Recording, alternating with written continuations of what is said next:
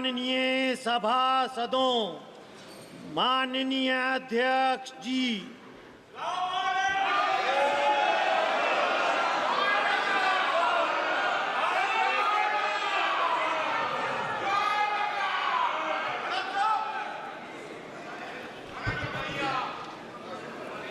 माननीय सदस्यगण,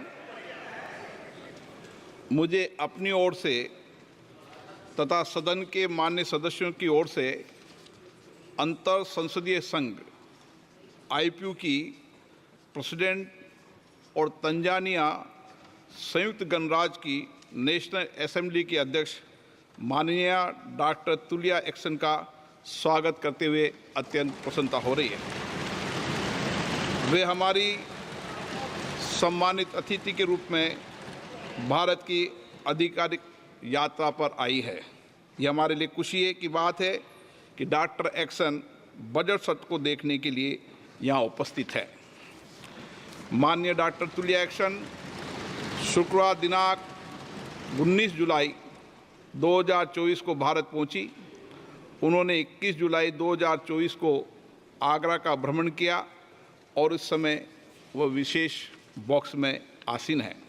हम भारत में उनके सुखद और सफल प्रवास की कामना करते हैं। हम अंतर संसदीय संघ के प्रेसिडेंट के रूप में उनकी भूमिका के लिए सफलता की भी कामना करते हैं। उनके माध्यम से हम तंजानिया गणराज्य की संसद के सदस्यों, तंजानिया की सरकार तथा वहाँ की मित्र जनता को बधाई और शुभकामनाएं देते हैं। माननीय सदस्यगण, जैसा कि आपको समाचार भाग 2 के माध्यम से पहले ही सूचित किया जा चुका है कि माननीय वित्त मंत्री जी के बजट भाषण की प्रतियां हार्ड कॉपी के रूप में उपलब्ध कराई जाएगी। अतः बजट प्रस्तुत हो जाने के पश्चात माननीय सदस्य कृपया बजट भाषण की अपनी अपनी प्रति प्रकाशन काउंटर से प्राप्त कर लें। आपको ये भी सूचित किया जाता है कि माननीय मंत्री द्वारा बजट प्रस्तुत किए जाने के पश्चात बजट की प्रतियां आपको मेंबर्स पोर्टल के माध्यम से भी उपलब्ध करा दी जाएगी। माननीय वित्त मंत्री Shrimati Nirmala Sitharaman.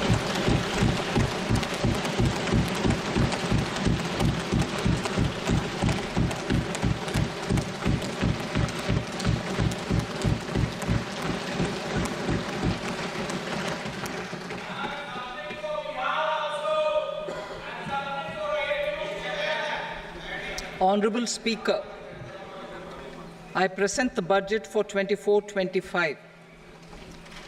Introduction. The people of India have reposed their faith in the government led by Honorable Prime Minister Shri Narendra Modi and re-elected it for a historic third term under his leadership.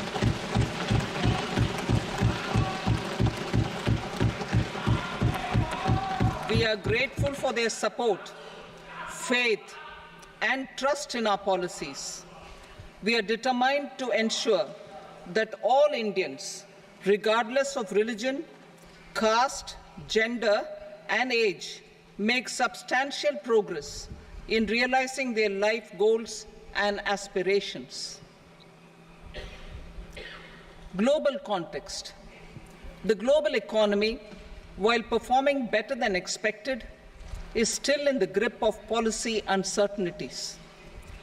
Elevated asset prices, political uncertainties, and shipping disruptions continue to pose significant downside risks for growth and upside risks to inflation. In this context, India's economic growth continues to be the shining exception and will remain so in the years ahead.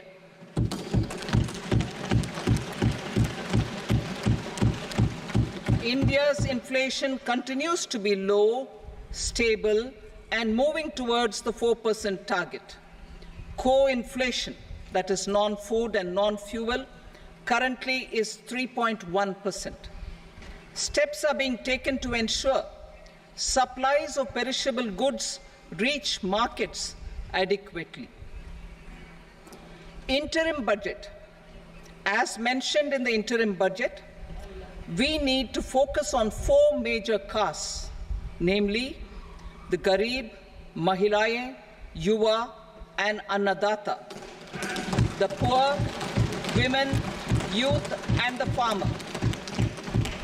For Annadata, we announced higher minimum support prices a month ago for all major crops, delivering on the promise of at least a 50% margin over costs. Pradhan Mantri Garib Kalyan Anna Yojana was extended for 5 years, benefiting more than 80 crore people. Administrative actions for approval and implementation of various schemes announced in the interim budget are well underway. The required allocations have been made. Budget theme. Turning attention to the full year and beyond in this budget, we particularly focus on employment, skilling, MSMEs, and the middle class. I am happy to announce the Prime Minister's package of 5 schemes and initiatives to facilitate employment, skilling, and other opportunities for 4.1 crore youth over a 5-year period, with a central outlay of 2 lakh crore rupees. I will speak about them shortly, while more details may be seen in the annexure.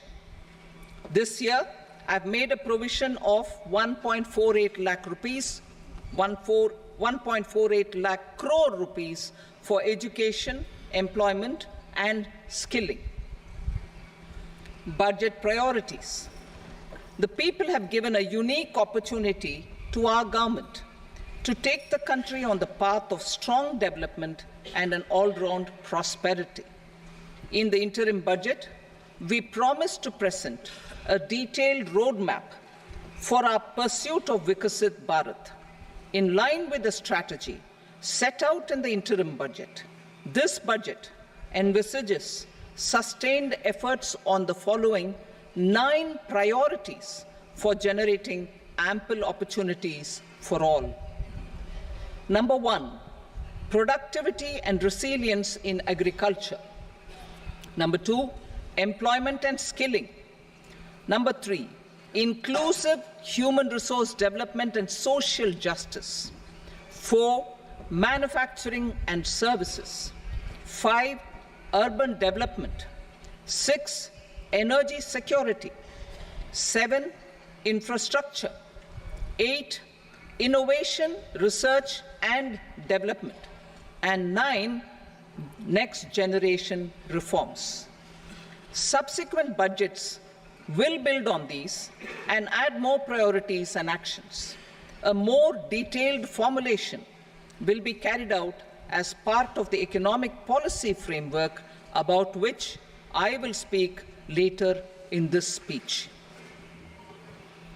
This budget details some of the specific actions to be initiated in the current year towards fulfillment of these priorities, with potential for transformative changes. The budget also covers some of the previously made announcements, with intent to strengthen them and step up their implementation for expediting our journey towards the goal of Vikasit Bharat. Priority 1, productivity and resilience in agriculture.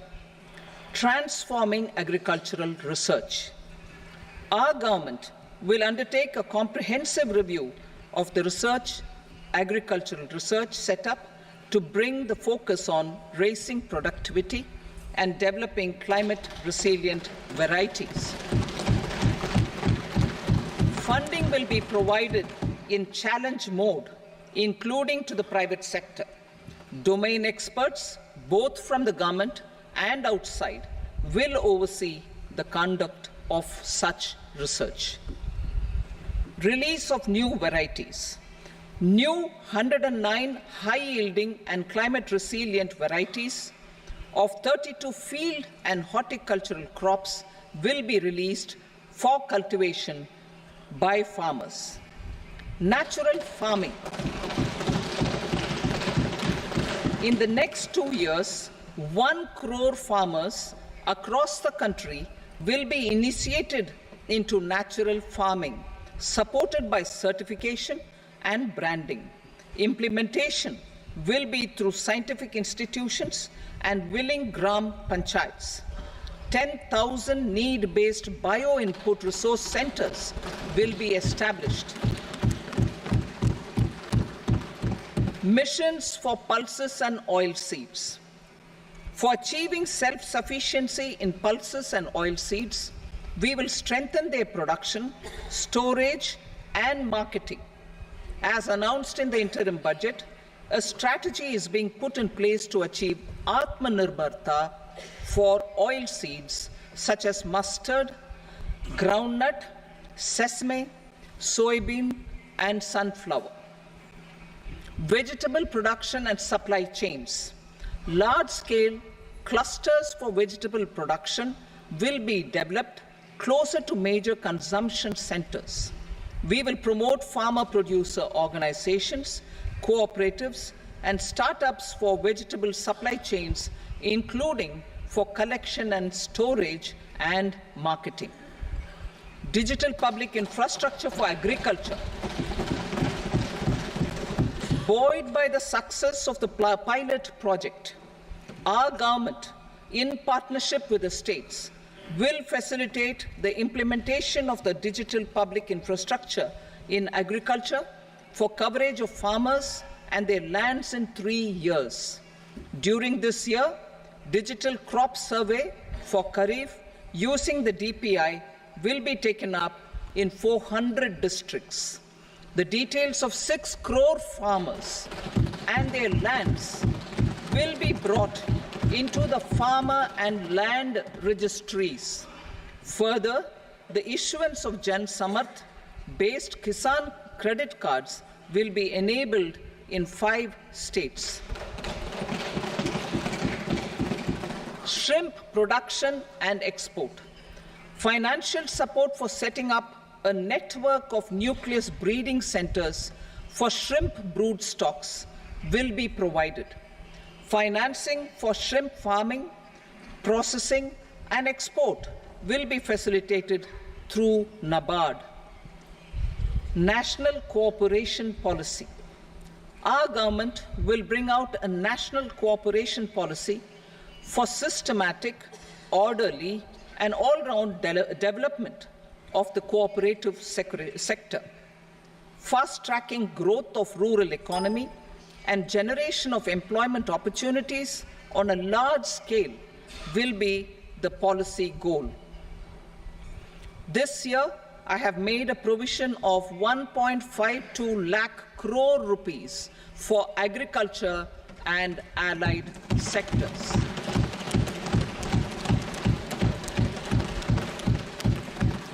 Priority 2, employment and skilling. Employment-linked incentive. Our government will implement following 3 schemes for employment-linked incentive as part of the Prime Minister's package. These will be based on enrollment in the EPFO and focus on recognition of first-time employees and support to employees and employers. Scheme A, first-timers. This scheme will provide 1 month wage to all persons newly entering the workforce in all formal sectors.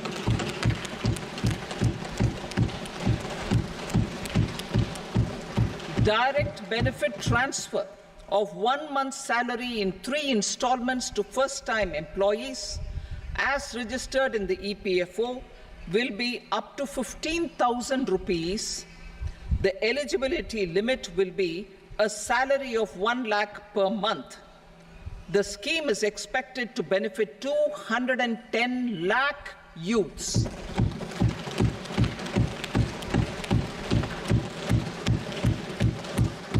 Scheme B, job creation in manufacturing. This scheme will incentivize additional employment in the manufacturing sector linked to the employment of first-time employees. An incentive will be provided at specified scale directly both to the employee and the employer with respect to the EPFO contribution in the first 4 years of employment. The scheme is expected to benefit 30 lakh youth entering employment and their employers.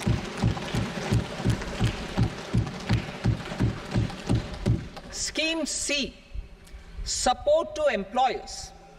This employer-focused scheme will cover additional employment in all sectors. All additional employment within a salary of 1 lakh rupee per month will be counted. The government will reimburse to employers up to 3,000 rupees per month for 2 years towards the EPFO contribution for each additional employee. The scheme is expected to incentivize additional employment of 50 lakh persons.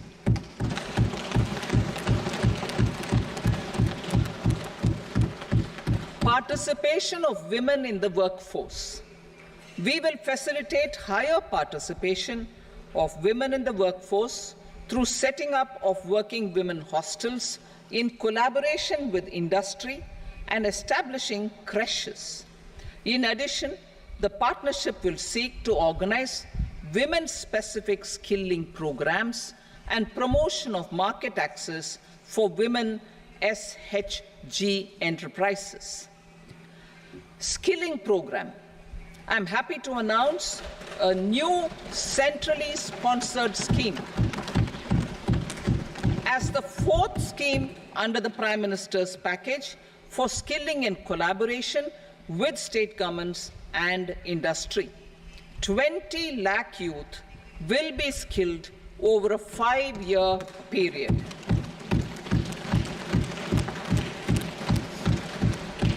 $1,000 industrial training institutes will be upgraded in hub and spoke arrangements with outcome orientation.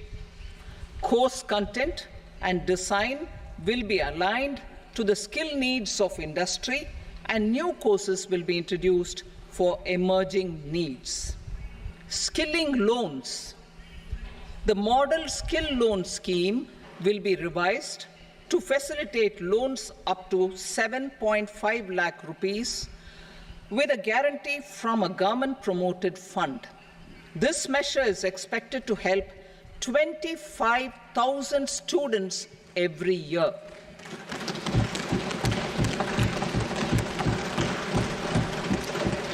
Education loans. For helping our youth who have not been eligible for any benefit under government schemes and policies, I am happy to announce a financial support for loans up to 10 lakh rupees for higher education in domestic institutions.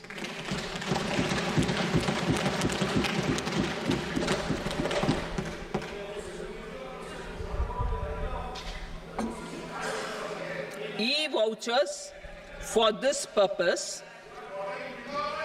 E-vouchers for this purpose will be given directly to 1 lakh students every year for annual interest subvention of 3% of the loan amount. Priority 3, inclusive human resource development and social justice, saturation approach.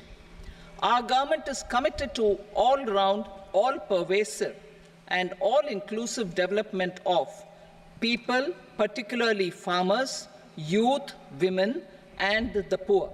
For achieving social justice comprehensively, the saturation approach of covering all eligible people through various programs, including those for education and health, will be adopted to empower them by improving their capabilities.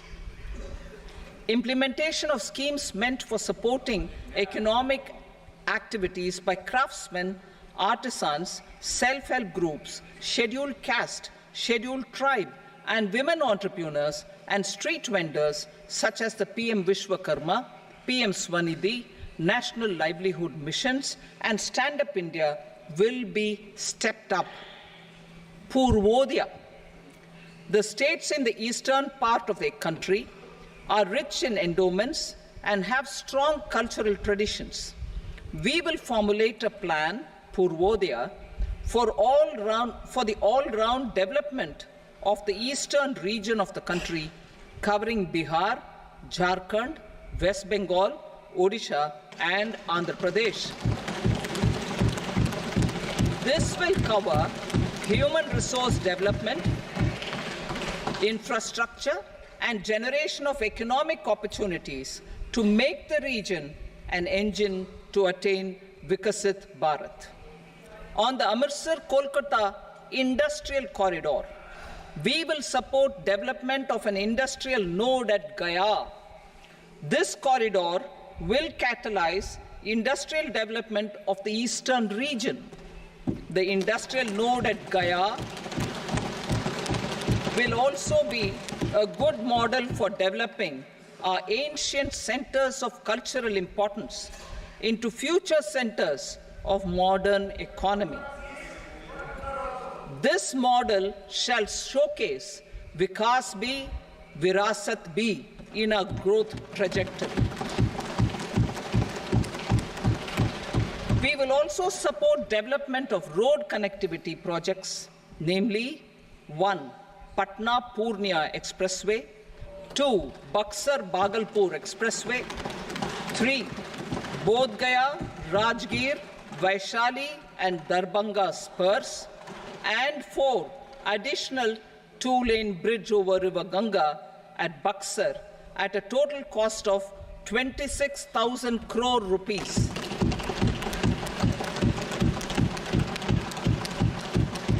Power projects, including setting up of a new 2,400 megawatt power plant at Pir Painti, will be taken up at a cost of 21,400 crore rupees. New airports, medical colleges, and sports infrastructure in Bihar will be constructed. An additional allocation to support capital investments will be provided. The requests of Bihar government for external assistance from multilateral development banks will be expedited.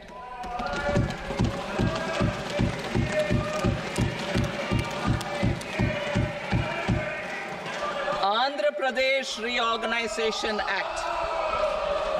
Our government has made concerted efforts to fulfill the commitments in Andhra Pradesh Reorganization Act. Recognizing the state's need for the capital, recognizing the state's need for a capital, we will facilitate special financial support through multilateral development agencies.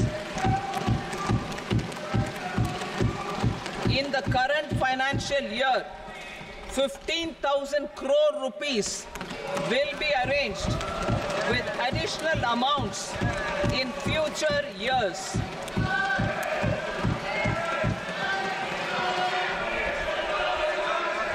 Our government is fully committed to financing and early completion of the Polavaram irrigation project, which is the lifeline for Andhra Pradesh and its farmers. This will facilitate our country's food security as well. Under the Andhra Pradesh Reorganization Act, for promoting industrial development, funds will be provided for essential infrastructure such as water, power, railways, and roads. In Kopparthi node on the Visakhapatnam-Chennai Industrial Corridor, and Varavakal node on the Hyderabad-Bangalore Industrial Corridor. An additional allocation will be provided this year towards capital investment for economic growth. Grants for backward regions of Rayalaseema, Prakasham, North Coastal Andhra, as stated in the Act, will be provided. PM Awas Yojana. 3 crore additional houses under the PM Awas Yojana in rural and urban areas in the country have been announced, for which the necessary allocations are being made. Women-led development. For promoting women-led development, the budget carries an allocation of more than 3 lakh crore for schemes benefiting women and girls. This signals our government's commitment for enhancing women's role in economic development. Pradhan Mantri Janjatiya Unnat Gram Abhiyan. For improving the socio-economic condition of tribal communities, we will launch the Pradhan Mantri Janjatiya Unnat Gram Abhiyan by adopting saturation coverage for tribal families in tribal majority villages and aspirational districts.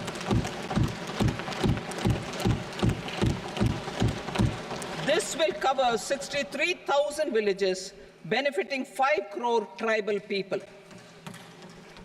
Bank branches in northeastern region. More than 100 branches of India Post Payment Bank will be set up in the northeast region to expand the banking services.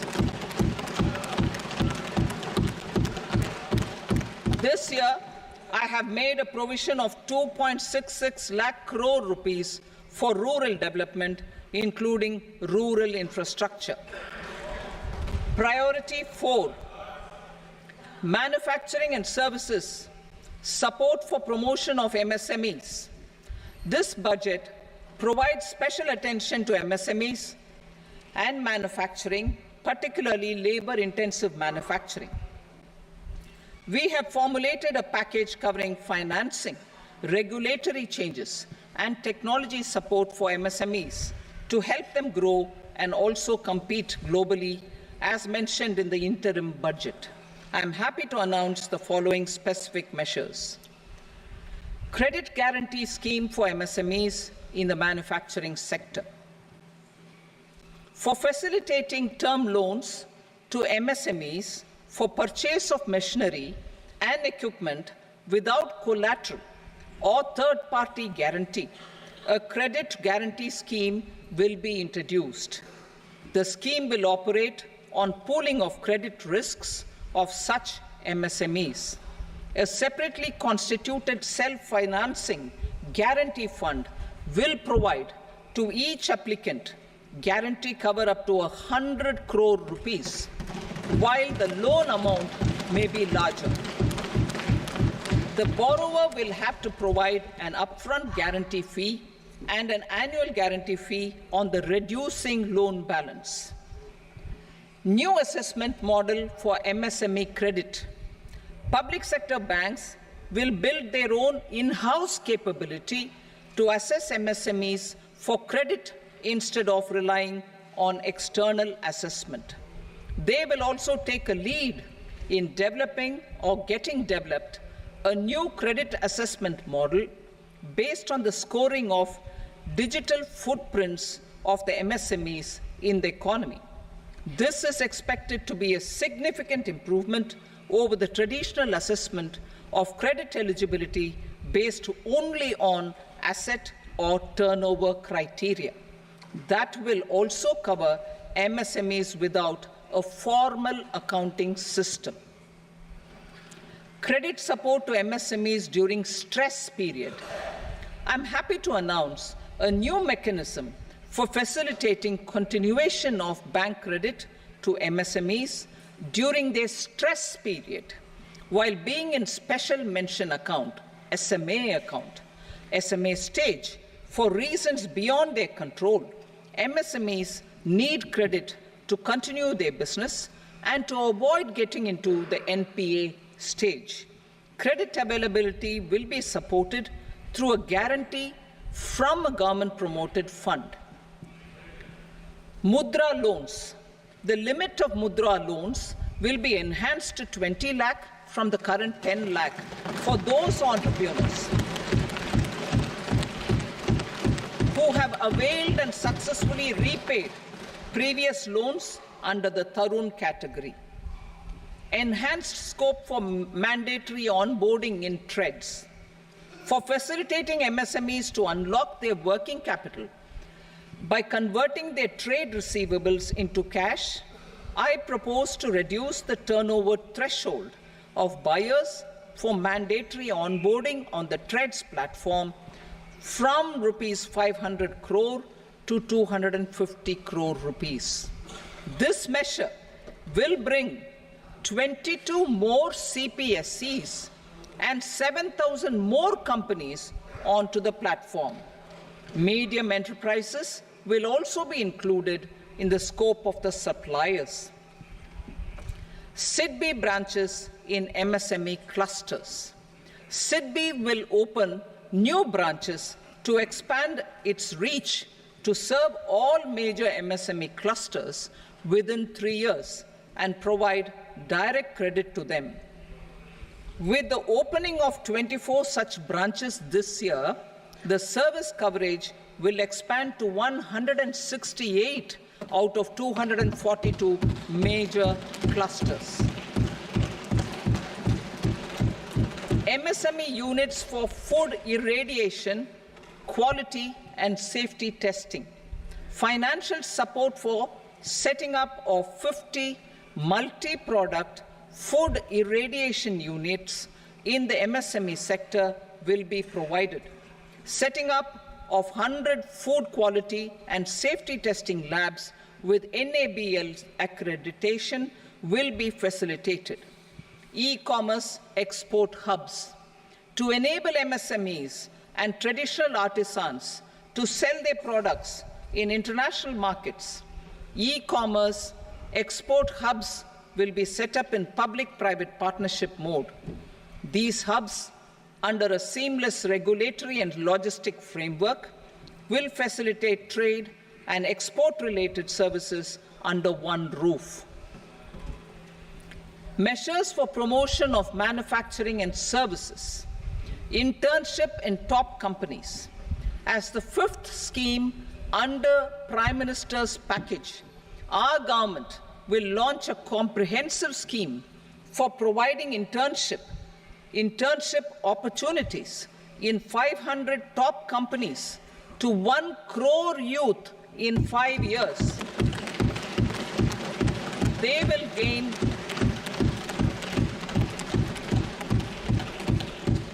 will gain exposure for 12 months to real-life business environment, varied professions, and employment opportunities. An internship allowance of 5,000 per month, 5,000 rupees per month, along with a one-time assistance of 6,000 rupees will be provided. Companies will be expected to bear the training cost and 10% of their internship cost from their CSR funds. Industrial parks. Our government will facilitate development of investment-ready, plug-and-play industrial parks with complete infrastructure in or near 100 cities in partnership with the states and private sector by better using town planning schemes. 12 industrial parks under the National Industrial Corridor Development Program also will be sanctioned.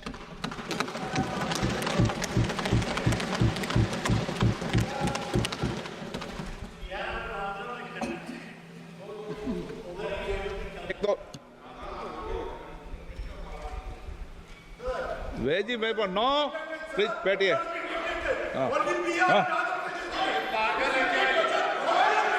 Rental housing. Rental housing with dormitory type accommodation for industrial workers will be, just 1 minute. Rental housing, I repeat, rental housing with dormitory type accommodation for industrial workers will be facilitated in PPP mode with VGF support and commitment from anchor industries. Shipping industry, ownership, leasing, and flagging reforms will be implemented to improve the share of Indian shipping industry and generate more employment. Critical mineral mission. We will set up a critical mineral mission for domestic production, recycling of critical minerals, and overseas acquisition of critical mineral assets. Its mandate will include technology development, skilled workforce, extended producer responsibility framework, and a suitable financing mechanism. Offshore mining of minerals. Our government will launch the auction of the first tranche of offshore blocks for mining, building on the exploration already carried out. Digital public infrastructure applications. Turning to the services sector, I propose development of DPI applications at population scale for productivity gains, business opportunities, and innovation by the private sector. These are planned in the areas of credit, e-commerce, education, health, law and justice, logistics, MSME service delivery, and urban governance. Integrated technology platform for IBC ecosystem. An integrated technology platform will be set up for improving the outcomes under the Insolvency Bankruptcy Code for achieving consistency, transparency, timely processing, and better oversight for all stakeholders. Voluntary closure of LLPs. The services of the Center for Processing Accelerated Corporate Exit, CPACE, will be extended for voluntary closure of LLPs to reduce the closure times. National Company Law Tribunals. The IBC has resolved more than 1,000 companies, resulting in direct recovery of 3.3 lakh crore to creditors. 3.3 lakh crore rupees to creditors. In addition, 28,000 cases involving over 10 lakh crore rupees have been disposed of even prior to admission. Appropriate changes to the IBC, reforms and strengthening of the tribunal and appellate tribunals will be initiated to speed up insolvency resolution. Additional tribunals will be established.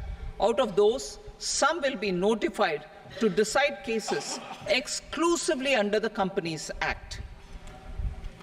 Debt recovery. Steps for reforming and strengthening debt recovery tribunals will be taken. Additional tribunals will be established to speed up recovery. Priority 5, urban development. Cities as growth hubs. Working with states, our government will facilitate development of cities as growth hubs. This will be achieved through economic and transit planning and orderly development of peri-urban areas utilizing town planning schemes. Creative redevelopment of cities. For creative brownfield redevelopment of existing cities with a transformative impact, our government will formulate a framework for enabling policies, market-based mechanisms, and regulation. Transit-oriented development. Transit-oriented development plans for 14 large cities with a population above 30 lakh will be formulated, along with an implementation and financing strategy. Urban housing. Under the PM Awas Yojana, Urban 2.0, housing needs of 1 crore urban poor and middle-class families will be addressed with an investment of 10 lakh crore rupees. This will include the central assistance of 2.2 lakh crore rupees in the next 5 years. A provision of interest subsidy to facilitate loans at affordable rates is also envisaged. In addition, enabling policies and regulations for efficient and transparent rental housing markets with enhanced availability will also be put in place. Water supply and sanitation. In partnership with state governments and multilateral development banks, we will promote water supply, sewage treatments, and solid waste management projects and services for 100 large cities through bankable projects. These projects will also envisage use of treated water for irrigation and filling up of tanks in nearby areas. Street markets. Building on the success of PM Swanidhi scheme in transforming the lives of street vendors, our government envisions a scheme to support each year over the next 5 years the development of 100 weekly hearts or street food hubs in select cities. Stamp duty. We will encourage states which continue to charge high stamp duty to moderate the rates for all and also consider further lowering duties for properties purchased by women. This reform will be made an essential component of urban development schemes. Priority 6, energy security, energy transition. In the interim budget, I had announced our strategy to sustain high and more resource-efficient economic growth, along with the energy security in terms of availability, accessibility, and affordability. We will bring out a policy document on appropriate energy transition pathways that balances the imperatives of employment, growth, and environmental sustainability. PM Surya Ghar Muft Bijli Yojana. PM Surya Ghar Muft Bijli Yojana. In line with the announcement in the interim budget,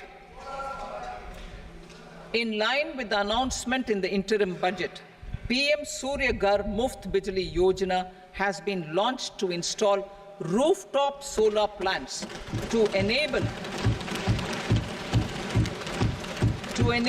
1 crore households obtain free electricity up to 300 units every month. The scheme has generated remarkable response with more than 1.28 crore registrations and 14 lakh applications, and we will further encourage it. Pumped storage policy. A policy for promoting pumped storage projects will be brought out for electricity storage and facilitating smooth integration of the growing share of renewable energy with its variable and intermittent nature in the overall energy mix. Research and development of small and modular nuclear reactors. Nuclear energy is expected to form a very significant part of the energy mix for Vikasit Bharat. Towards that pursuit, our government will partner with the private sector for 1. Setting up Bharat Small Reactors, 2. Research and development of Bharat Small Modular Reactor, and 3. Research and development of newer technologies for nuclear energy. The R&D funding announced in the interim budget will be made available for this sector also. Advanced ultra supercritical thermal power plants.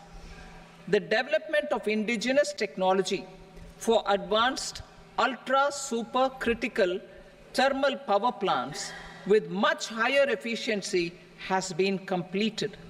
A joint venture between NTPC and BHEL will set up a full-scale 800 megawatt commercial plant using AUSC technology.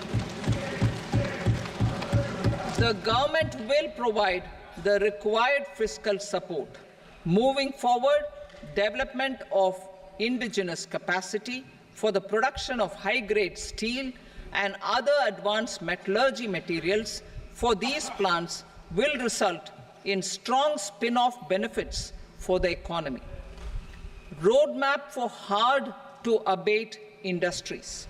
A roadmap for moving the hard-to-abate industries from energy efficiency targets to emission targets will be formulated. Appropriate regulations for transition of these industries from the current perform, achieve, and trade mode to Indian carbon market mode will be put in place. Support to traditional micro and small industries. An investment-grade energy audit of traditional micro and small industries in 60 clusters, including brass and ceramic, will be facilitated. Financial support will be provided for shifting them to cleaner forms of energy and implementation of energy efficiency measures. The scheme will be replicated in another 100 clusters in the next phase. Priority 7, infrastructure investment by central government. Significant investment the central government has made over the years in building and improving infrastructure has had a strong multiplier effect on the economy. We will endeavor to maintain strong fiscal support for infrastructure over the next 5 years in conjunction with imperatives of other priorities and fiscal consolidation. This year, I have provided 11,11,111 crore rupees for capital expenditure. This would be 3.4% of our GDP. Infrastructure investment by state governments. We will encourage states to provide support of similar scale for infrastructure, subject to their development priorities. A provision of 1.5 lakh crore rupees for long-term interest-free loans have been made this year also to support the states in their resource allocation. Private investment in infrastructure. Investment in infrastructure by private sector will be promoted through viability gap funding and enabling policies and regulations. A market-based financing framework will be brought out. Pradhan Mantri Gram Sadak Yojana. Phase 4 of the PMGSY will be launched to provide all-weather connectivity to 25,000 rural habitations, which have become eligible in view of their population increase. Irrigation and flood mitigation. Bihar has frequently suffered from floods, many of them originating outside the country. Plans to build flood control structures in Nepal are yet to progress. Our government, through the Accelerated Irrigation Benefit Program and other sources, will provide financial support for projects with estimated cost of 11,500 crore rupees, such as the Kosi-Michi intra-state link and 20 other ongoing and new schemes, including barrages, river pollution abatement, and irrigation projects. In addition, survey and investigation of Kosi-related flood mitigation and irrigation projects will be undertaken.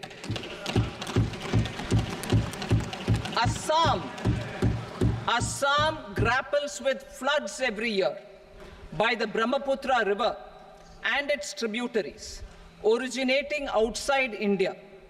We will provide assistance to Assam for flood management and related projects.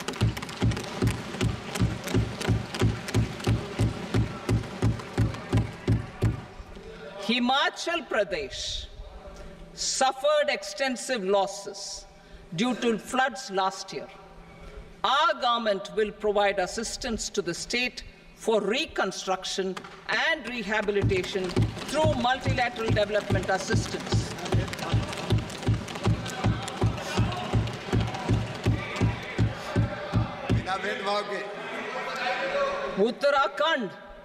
Uttarakhand too suffered losses due to cloudbursts and massive landslides. We will provide assistance to the state. Recently, Sikkim witnessed devastating flash floods and landslides that wreaked havoc across the state. Our government will provide assistance to the state. Tourism has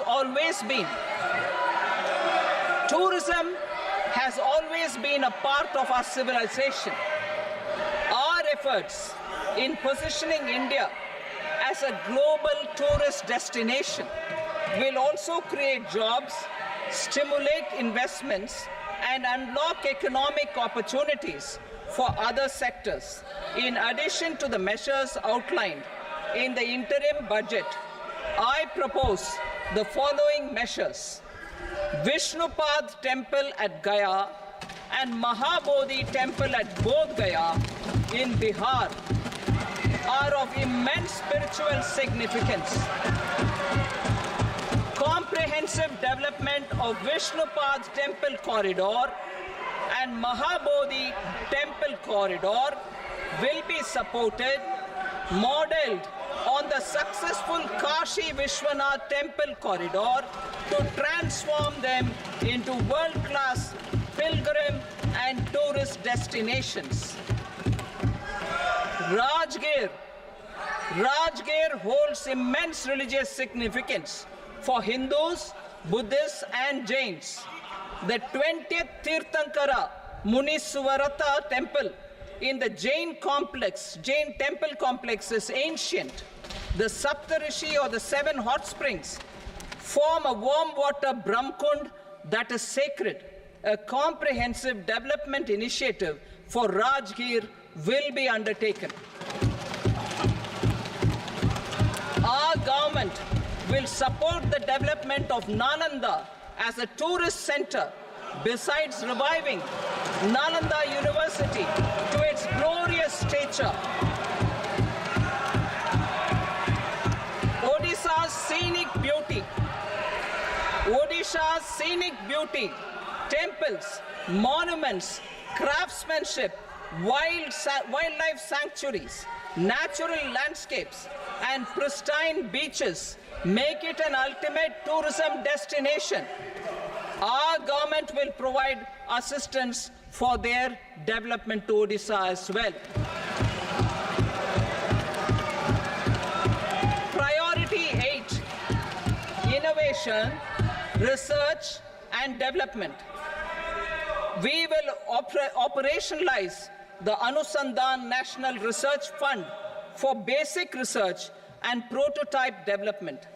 Further, we will set up a mechanism for spurring private sector-driven research and innovation at commercial scale with a financing pool of 1 lakh crore rupees in line with the announcement in the interim budget. Space economy. With our continued emphasis on expanding the space economy by 5 times in the next 10 years, a venture capital fund of 1,000 crore rupees will be set up. Priority 9, next generation reforms. Economic policy framework. We will formulate an economic policy framework to delineate the overarching approach to economic development and set the scope of the next generation of reforms for facilitating employment opportunities and sustaining high growth. Our government will initiate and incentivize reforms for 1. Improving productivity of factors of production, and 2. Facilitating markets and sectors to become more efficient. These reforms will cover all factors of production, namely land, labor, capital, and entrepreneurship, and technology as an enabler of improving total factor productivity and bridging inequality. Effective implementation of several of these reforms requires collaboration between the center and the states, and building consensus as development of the country lies in development of the states. For promoting competitive federalism and incentivizing states for faster implementation of reforms, I propose to earmark a significant part of the 50-year interest-free loan. Working with the states, we will initiate the following reforms.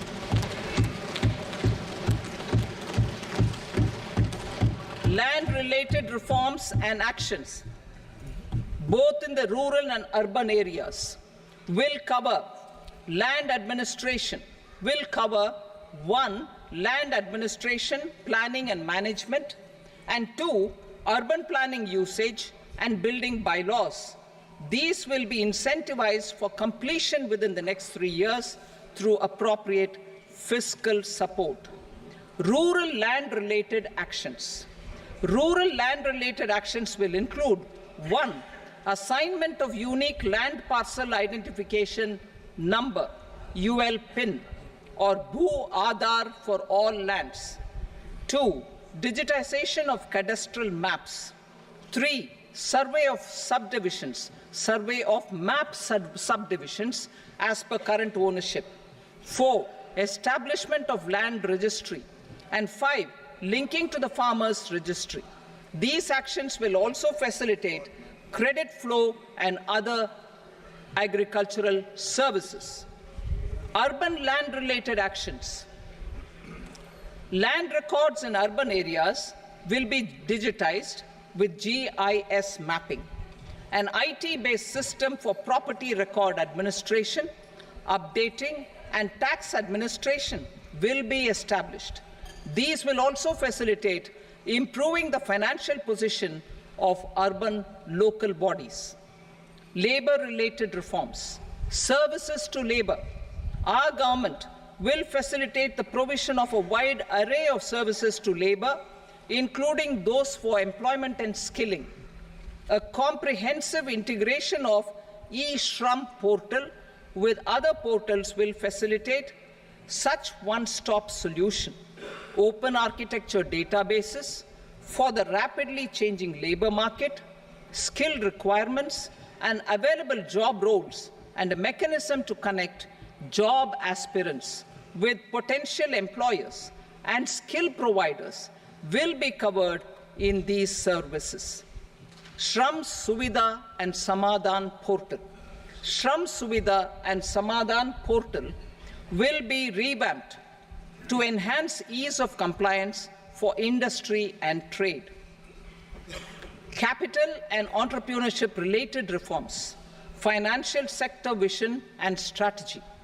For meeting financing needs of the economy, our government will bring out a financial sector vision and strategy document to prepare the sector in terms of size, capacity, and skills.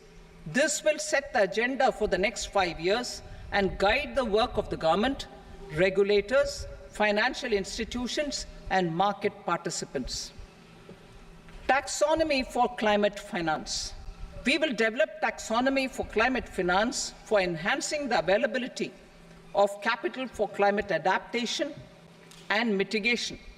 This will support achievement of the country's climate commitments and green transition. Variable capital company structure.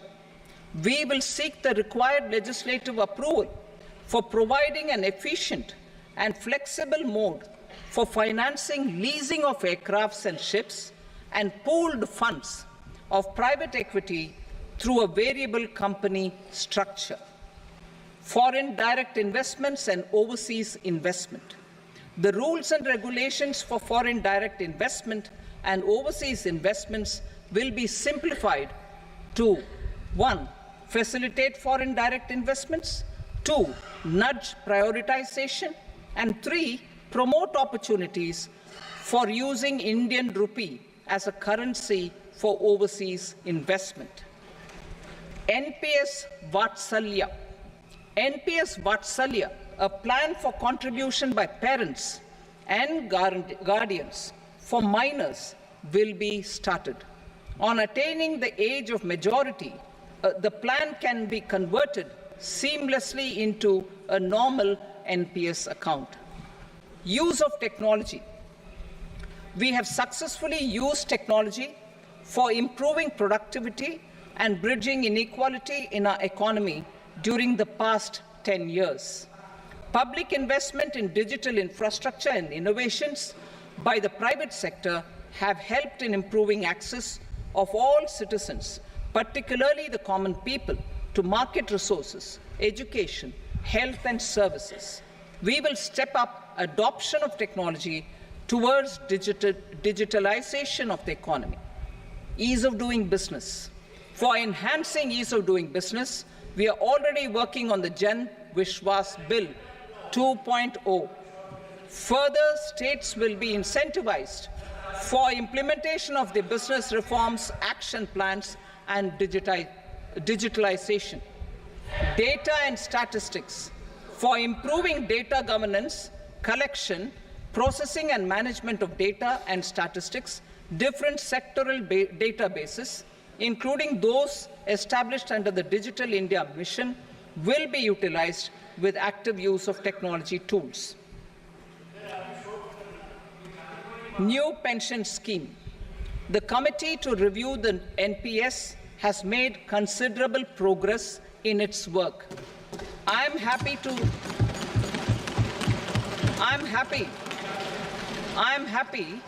that the staff side of the National Council of the Joint Consultative Machinery for Central Government Employees has taken a constructive approach. A solution will be evolved which addresses the relevant issues while maintaining fiscal prudence to protect the common citizens. Budget estimates for 24-25. For the year 24-25, total receipts other than borrowings and the total expenditure are estimated at 32.07 lakh crore rupees and 48.21 lakh crore rupees respectively. The net tax receipts are estimated at 25.83 lakh crore rupees. The fiscal deficit is estimated at 4.9% of the GDP. The gross and the net market borrowings through dated securities during 24-25 are estimated at 14.01 lakh crore rupees and 11.63 lakh crore rupees respectively. Both will be less than that in 23-24. The fiscal consolidation path announced by me in 2021 has served our economy very well, and we aim to reach the deficit below 4.5% next year. The government is committed to staying the course. From 2026-27 onwards, our endeavour will be to keep the fiscal deficit each year such that the central government's debt will be on a declining path as percentage of GDP. I will now move to Part B.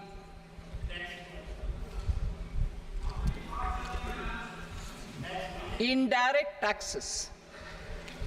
Sir, I start with GST. It has decreased tax incidence on the common man, reduced compliance burden and logistics cost for trade and industry, and enhanced revenues of the central and the state governments. It is a success of vast proportions.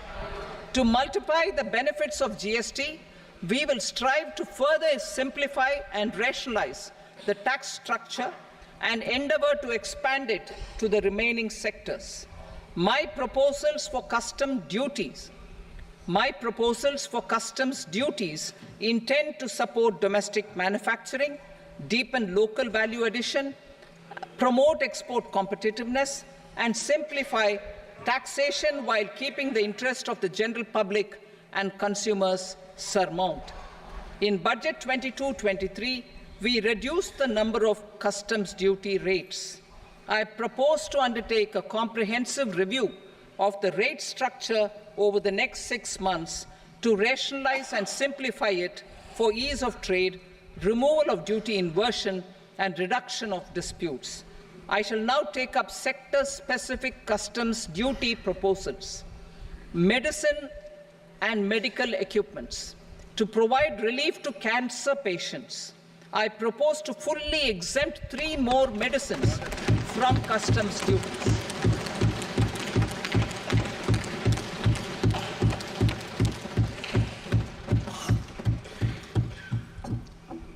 I also propose changes in the BCD on X-ray tubes and flat panel detectors for use in medical X-ray machines under the phased manufacturing program so as to synchronize them with the domestic capacity addition.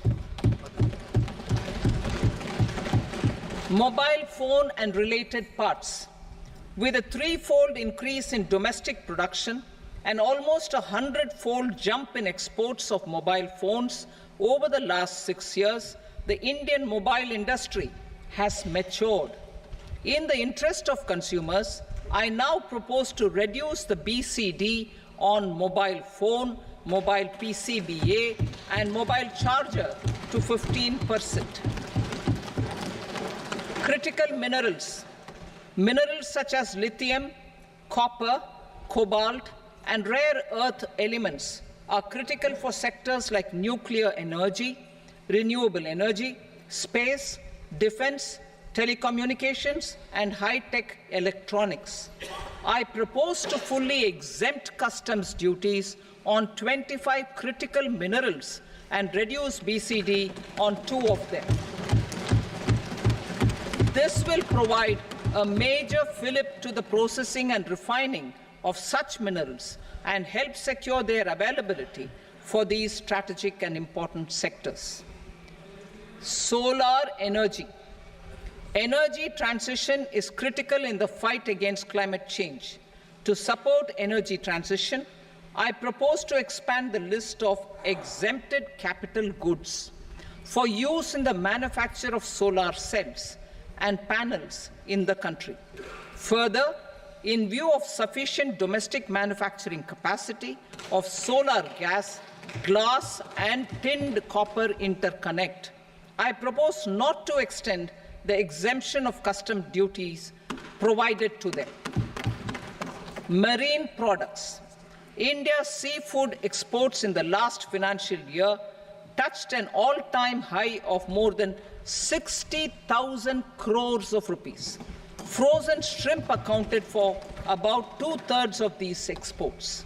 To enhance their competitiveness, I propose to reduce BCD on certain broodstock, polychaete worms, shrimp, and fish feed to 5%. I also propose to exempt customs duty on various inputs for manufacture of shrimp and fish feed. Leather and textile. Similarly, to enhance the competitiveness of exports in the leather and textile sectors, I propose to reduce BCD on real down-filling material from duck or goose. I am also making additions to the list of exempted goods for manufacture of leather and textile garments, footwear, and other leather articles for export. To rectify inversion in duty, I propose to reduce BCD subject to conditions on methylene diphenyl diisocyanate, MDI, for manufacture of spandex yarn from 7.5 to 5%. Furthermore, the export duty structure on raw hides, skin, and leather is proposed to be simplified and rationalized. Precious metals. To enhance domestic value addition in gold and precious metal jewelry, in the country, I propose to reduce customs duties on gold and silver to 6% and that of platinum to 6.4%. Other metals, steel and copper, are important raw materials. To reduce their cost of production, I propose to remove the BCD on ferronickel and blister copper. I am also continuing with nil BCD on ferrous scrap and nickel cathode and concessional BCD of 2.5% on copper scrap. Electronics. To increase value addition in the domestic electronics industry, I propose to remove the BCD subject to conditions on oxygen-free copper for manufacture of resistors. I also propose to exempt certain parts for manufacture of connectors. Chemicals and petrochemicals. To support existing and new capacities in the pipeline, I propose to increase the BCD on ammonium nitrate from 7.5% to 10%. Plastics. PVC flex banners are non-biodegradable and hazardous for environment and health. To curb their imports, I propose to raise the BCD on them from 10 to 25%. Telecommunication equipment. To incentivize domestic manufacturing, I propose to increase the BCD from 10 to 15% on PCBA of specified telecom equipment. Trade facilitation. To promote domestic aviation and boat and ship MRO, I propose to extend the period for export of goods imported for repairs from 6 months to 1 year. I'll read that again. To promote domestic aviation and boat and ship maintenance, repair and operations, I propose to extend the period for export of goods imported for repairs from 6 months to 1 year. In the same vein, I propose to extend the time limit for re-import of goods for repairs under warranty from 3 to 5 years. I now move to direct taxes. We will continue our efforts to simplify taxes, improve taxpayer services, provide tax certainty, and reduce litigation while enhancing revenues for funding the development and welfare schemes of the government. It has been our endeavor to simplify taxation. We have taken a number of measures in the last few years, including introduction of simplified tax regimes without exemptions and deductions for corporate tax and for personal income tax. This has been appreciated by taxpayers. 58% of corporate tax came from the simplified tax regime in the financial year 22-23. Similarly, as per data available till now, for the last fiscal, more than 2/3 have availed the new personal income tax regime. Comprehensive review of the Income Tax Act. I am now announcing a comprehensive review of the Income Tax Act 1961. The purpose is to make the Act concise, lucid, easy to read and understand. This will reduce disputes and litigation, thereby providing tax certainty to the taxpayers. I will also bring down the demand embroiled in litigation. It is proposed to be completed in 6 months. A beginning is being made in the Finance Bill by simplifying the tax regime for charities, tedious rate structures, provisions of reassessment and such provisions, and capital gains taxation. Simplification for charities and tedious. Two tax exemption regimes. The two tax exemption regimes for charities are proposed to be merged into one. The 5% tedious rate on many payments is being merged into the 2% tedious rate, and the 20% tedious rate on repurchase of units by mutual funds or UTI is being withdrawn. TDS rate on e-commerce operators is proposed to be reduced from 1 to 0.1%. Moreover, credit of TCS is proposed to be given in the TDS to be deducted on salary. Further, I propose to decriminalize delay for payment of TDS up to the due date of filing statement for the same. I also plan to provide a standard operating procedure for TDS defaults and simplify and rationalize the compounding guidelines for such defaults. Simplification of reassessment. I propose to thoroughly simplify the provisions for reopening and reassessment. An assessment hereinafter can be reopened beyond 3 years from the end of the assessment year only if the escaped income is 50 lakh rupees or more, up to a maximum period of 5 years from the end of the assessment year. Even in such cases, a time limit of 6 years before the year of the search, as against the existing time limit of 10 years, is being proposed. This will reduce tax uncertainty and disputes. Simplification and rationalization of capital gains. Capital gains taxation is also proposed to be hugely simplified. Short-term gains on certain financial assets shall henceforth attract a tax rate of 20%, while that on all other financial assets and all non-financial assets shall continue to attract the applicable tax rate. Long-term gains on all financial and non-financial assets, on the other hand, will attract a tax rate of 12.5%. For the benefit of the lower and the middle income classes, I propose to increase the limit of exemption of capital gains on certain financial assets to 1.25 lakh rupees per year. Listed financial assets held for more than a year will be classified as long-term, while unlisted financial assets and all non-financial assets will have to be held for at least 2 years to be classified as long-term. Unlisted bonds and debentures, debt mutual funds, and market-linked debentures, irrespective of holding period, however, will attract tax on capital gains at applicable rates. Taxpayer services.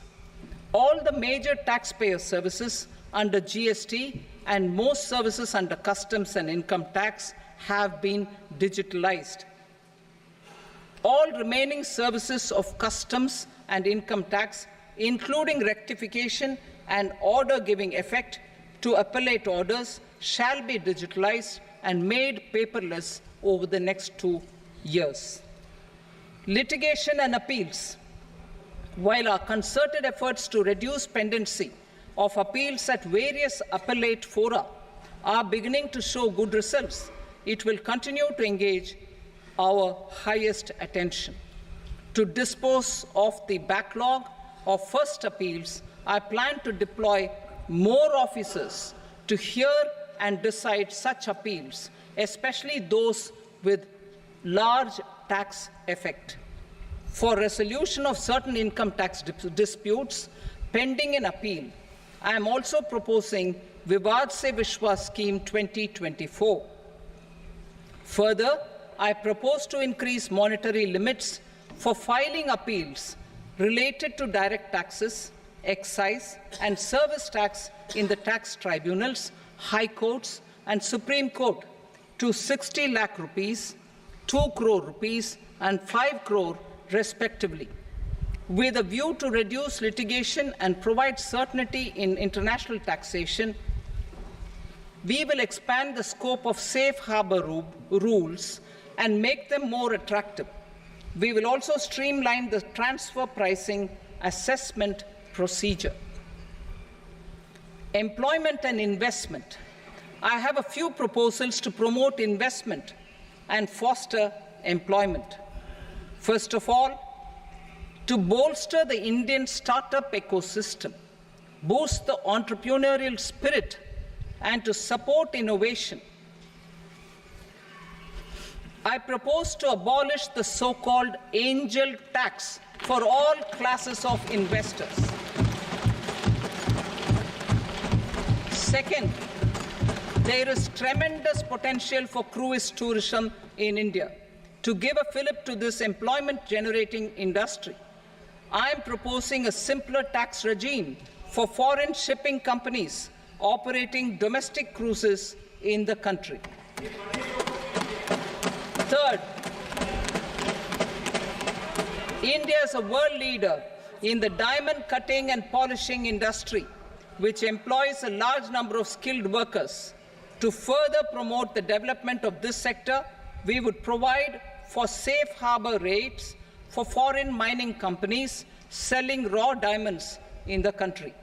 Fourth, to attract foreign capital for our development needs, I propose to reduce the corporate tax rate on foreign companies from 40 to 35%. Deepening the tax base. I have a couple of proposals for deepening the tax base. First, security transaction tax on futures and options of securities is proposed to be increased to 0.02% and 0.1% respectively. Second, for reasons of equity, I propose to tax income received on buyback of shares in the hands of recipients. Other proposals: to improve social security benefits, deduction of expenditure by employers towards NPS is proposed to be increased from 10 to 14% of the employee's salary. Similarly, deduction of this expenditure up to 14% of salary from the income of employees in private sector, public sector banks and undertakings opting for the new tax regime is proposed to be provided. Indian professionals working in multinationals get ESOPs and invest in social security schemes and other movable assets abroad. Non-reporting of such small foreign assets has penal consequences under the Black Money Act. Such non-reporting of movable assets up to 20 lakh rupees is proposed to be depenalized. Other major proposals in the finance bill relate to withdrawal of equalization levy of 2%, expansion of tax benefits to certain funds and entities in IFSCs, and immunity from penalty and prosecution to Benamidar on full and true disclosure so as to improve conviction under the Benami Transaction Prohibition Act 1988.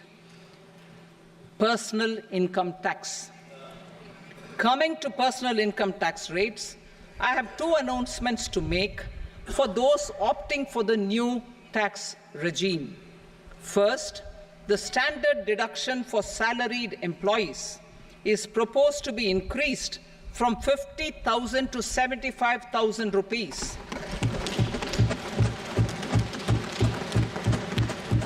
Similarly, deduction on family pension for pensioners is proposed to be enhanced from 15,000 to 25,000 rupees.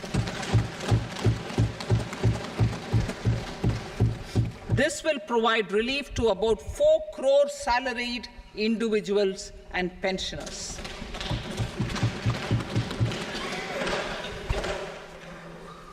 Second, in the new tax regime, the tax rate structure is proposed to be revised as follows: 0 to 3 lakh rupees, nil; 3 to 7 lakh rupees, 5%; 7 to 10 lakh rupees, 10%; 10 to 12 lakh rupees, 15%; 12 to 15 lakh rupees, 20%; and above 15 lakh rupees, 30%.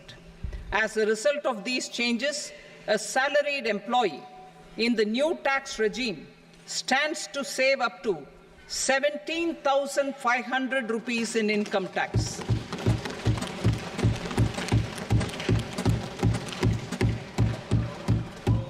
Apart from these, I am also making some other changes as given in the annexure.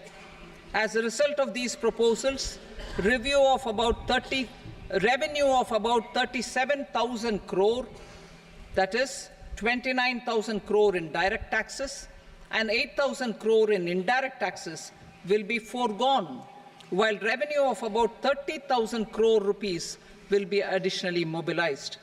Thus, the total revenue foregone is about 7,000 crores annually. Mr. Speaker, sir, with this, I commend the budget to this august House. Jai Hind.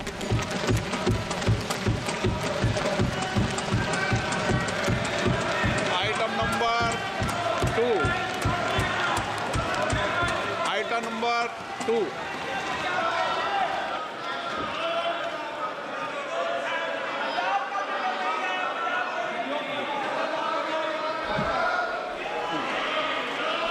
Sir, with your permission, I rise to lay on the table the following statements under Section 3 of the Fiscal Responsibility and Budget Management, FRBM Act 2003, Medium-Term Fiscal Policy cum Fiscal Policy Strategy Statement and Macroeconomic Framework Statement. Item number 3. Sir, with your permission, I rise to move for leave to introduce the Finance Number 2 Bill 2024. प्रश्न ये कि विधेयक को पुनर्स्थापित करने की अनुमति प्रदान की जाए। जो सदस्य इसके पक्ष में हाँ कहें, जो सदस्य विरोध में ना कहें। मेरे विचार में निर्णय हाँ वालों के पक्ष में अनुमति प्रदान की जाती है। माननीय मंत्री जी, अब विधेयक पुनर्स्थापित करें। Sir, I introduce the bill. Item number 4. The Union Territory of Jammu and Kashmir budget. Sir, I rise to present a statement, Hindi and English versions, of the estimated receipts and expenditure of the Union Territory of Jammu and Kashmir for the year 24-25. सभा की कार्रवाई कल बुधवार दिनांक 24 जुलाई 2024 को प्राप्त 11 बजे तक के लिए स्थगित की जाती है।